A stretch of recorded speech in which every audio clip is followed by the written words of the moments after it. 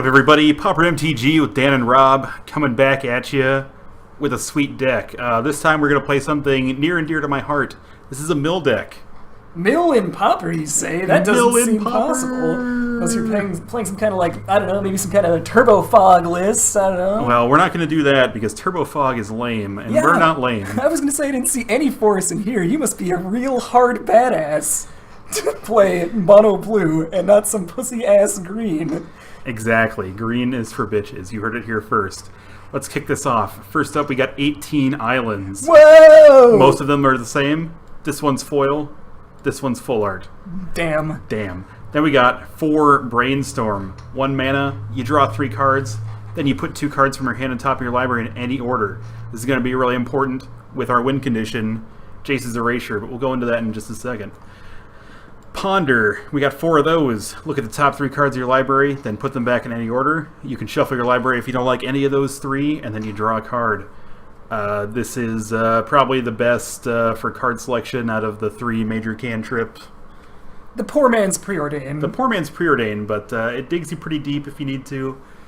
And then we move on to Preordain, which is, you know, just the best 1 mana cantrip in the format. The best 1 mana cantrip in the format. You scry 2, then you draw a card. Nothing bad to say about this.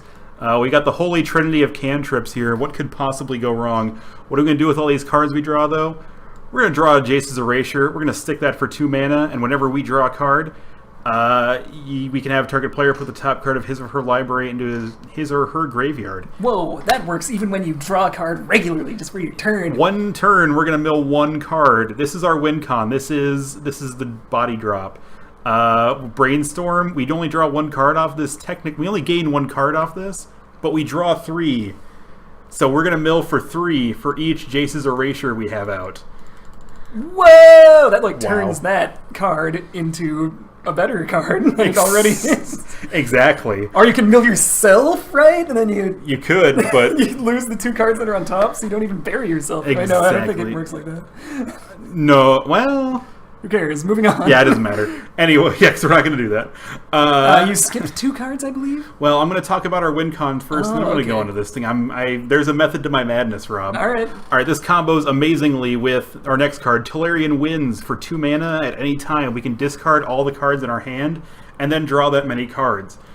With Jace's Erasure, this is going to mill somebody for a lot, because our hand is almost always going to be full, because 12 or 60 cards will replace themselves.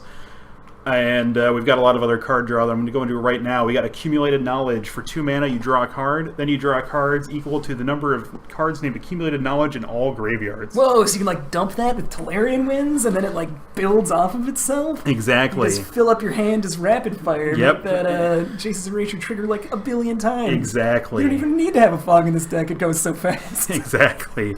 And if your opponent's playing Accumulated Knowledge too, they trigger off each other. And he's drawing cards and milling. Yep, and then you're drawing a ton of cards and you mill them, and it's insane.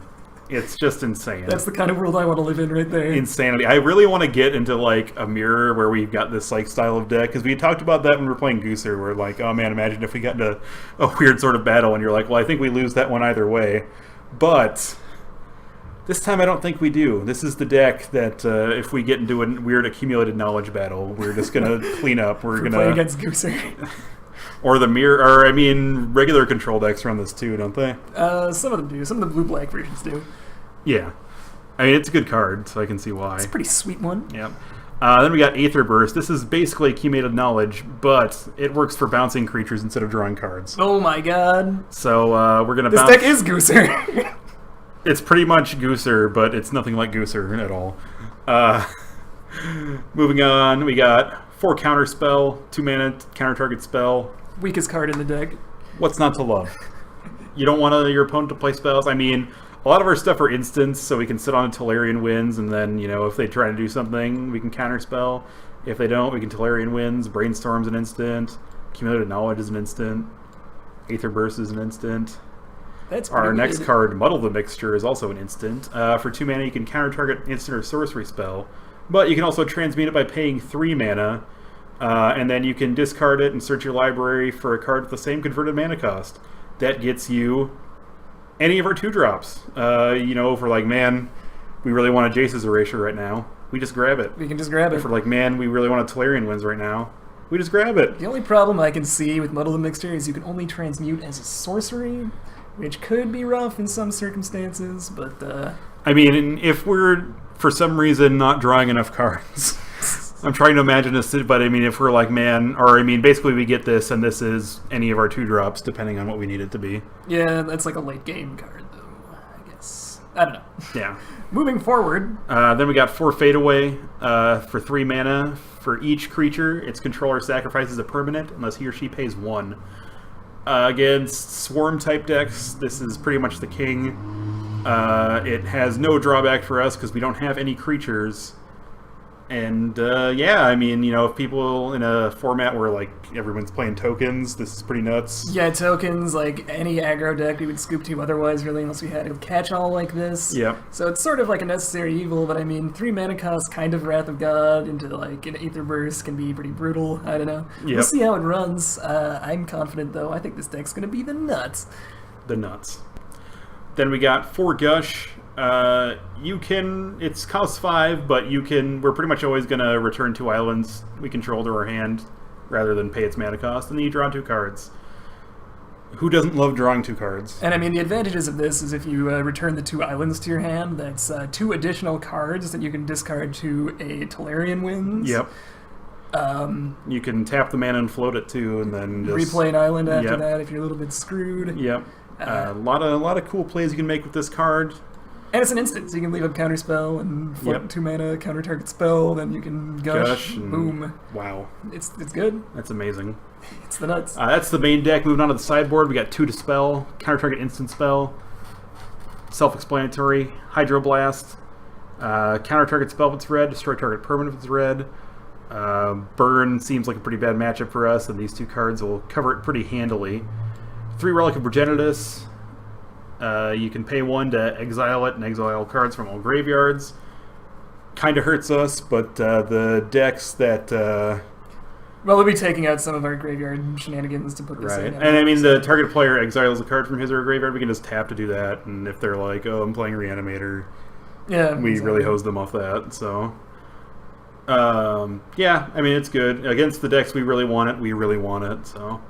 then we got 2 Narcolepsy, enchant creature at the beginning of each upkeep. If it's untapped, you tap it. This is good against Ulamog's Crusher or just anything with big creatures that we don't want any to big attack piece us. of fat that we don't want to get beaten up. Exactly. Then we got 4 Spreading Seas, enchant land. When it enters the battlefield, you draw a card, and that land is an island. This is good against Tron. Is this good against Affinity? Probably not. Okay. I don't think I'd board this in against Affinity. I think we just skip to Affinity. Wait, no, we got Fade Away. Fade Away's going to be the nuts. Fade Away's going to be the nuts. I don't know. Does that make it not an artifact land? Yeah, I think so. Okay. Yeah. I can see that. Yeah, I guess on turn 2 we'd rather be doing other things. We'll think about it when the time comes. But anyway, this is our sweet, sweet mill deck.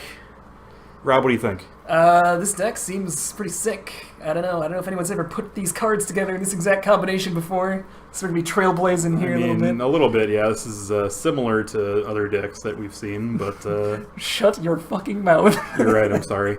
Anyway, so we'll see you for matches. Thanks for watching, guys. We'll catch you later.